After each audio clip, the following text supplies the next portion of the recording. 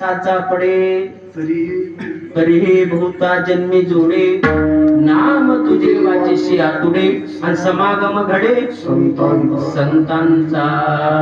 किती जन्माचं पुण्य अशा प्रकारचं जर असेल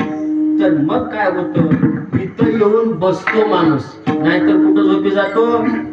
घरी झोपी गेली ज्याचं पुण्य आहे ते इथं आले मी माझ्या पदरचं बोलत नाही काय आहे महाराज म्हणतात कैसी आगळीक दैवाची गंगा ओळली अमृताची जपे तपे श्रोते याची फळा आली जप तप आपल्या पहिल्या जन्मात आपण केलो म्हणून आपल्याला इथं ऐकण्याची काय झाली बुद्धी झाली बुद्धी होते ज्याचं पूर्व पुण्य नाही ते कुठं झोपतोय महाराज या म्हणलं कीर्तनाला पण रात्री त्या मशीपाशी झोपलो होतो आणि तिथंच डोळा लागला का पाप आलं बर का असे महाराज या म्हणलो महाराज रात्री पण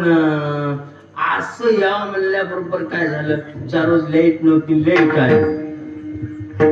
राहिलं म्हणला बायको म्हणली म्हणला कांद्याचं रोप वाळून झालंय आणि आजच्या दिवस राहू द्या उद्या जा आता लाईट आली का पाप आलं पाप आल्याबरोबर असं नाही म्हणला आज निश्चय केला होता कीर्तनाला जायचं म्हणजे जायचं गाडीला किक मारल्याबरोबर मेहुणी आली कोण आली मग आता कसं जावं बरे काय बायको म्हणली आता जाऊ नका माझी बहीण आल्या म्हणल्या बरोबर राहिला महाराज मेहुणी आली का पाप आलं असं पाप आड येत असतं लक्षात ठेवा म्हणून महाराज म्हणले की जपे तपे श्रुती याची फळा आली जप तप आपण काही जन्मात केल्या म्हणून आपल्याला इथं काय आहे ते सगळी एवढा माणसं या ठिकाणी आपण जमा आलो आपलं पूर्व पुण्य असं समजायचं बरं का म्हणून आजपासून 7 दिवस रोज कीर्तन ऐकायची बरं का आता ह्या पहिलं दिवस नमनाचा आहे पहिलं कीर्तन म्हणजे कसं असतंय कमी दामाचा महाराज काय जास्त देणार नाही काही काही तुमच्यासारखे सज्जन गाव आहेत बरं का कसे आहे पहिल्या दिवसच्या महाराजाला देऊ शेवटच्या महाराजाला जितकं दिलंय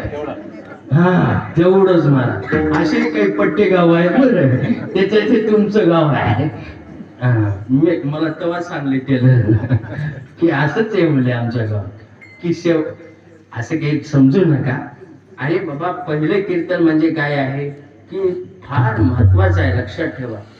सगळ्या गोष्टीला काय करतात माणसं पहिलं नाव जेवायला पहिलं बोलवते सगळ्याला पण